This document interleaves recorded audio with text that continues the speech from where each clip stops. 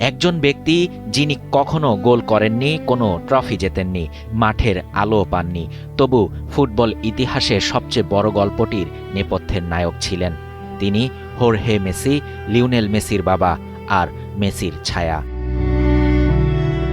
রোজারিওর Malvinas মাঠ। বিকেলের নরম আলোয় গ্যালারির ধারে দাঁড়িয়ে থাকা এক মানুষ, চোখ তার মাঠের কোণে ছুটে চলা এক রত্তি ছেলের দিকে। ৩ দশক পেরিয়েও বদলায়নি সেই দৃশ্য, বদলেছে শুধু মাঠ। এবার চিরতরে সরে গেল সেই ছায়া।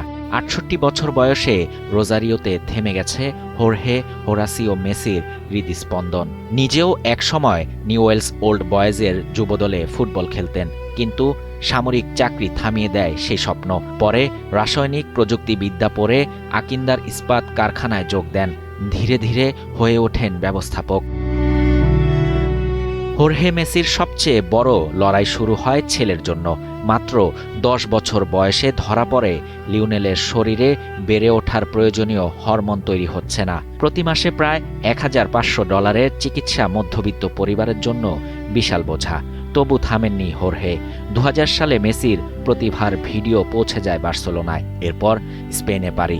অচেনা ভাষা, পরিবার থেকে বিচ্ছিন্নতা, একাকিত্ব। বাবা ছেলে দুজনেই রাতে কাঁদতেন, অথচ কেউ কাউকে বুঝতে দিতেন না। একদিন ছেলেকে জিজ্ঞেস করেছিলেন হোর্হে ফিরে যাবে দেশে। ছোট্ট লিও বলেছিলেন থাকবেন। বাবাও থেকে গেলেন।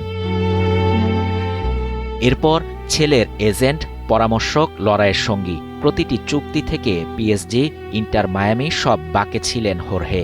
আলোয় ছিলেন লিওনেল, আর আড়ালে থেকে সেই আলো জ্বালিয়ে গেছেন তার বাবা।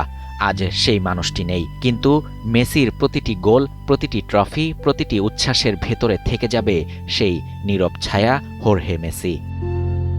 শাহরিয়ার শাফাত, বাংলা নিউজ 24।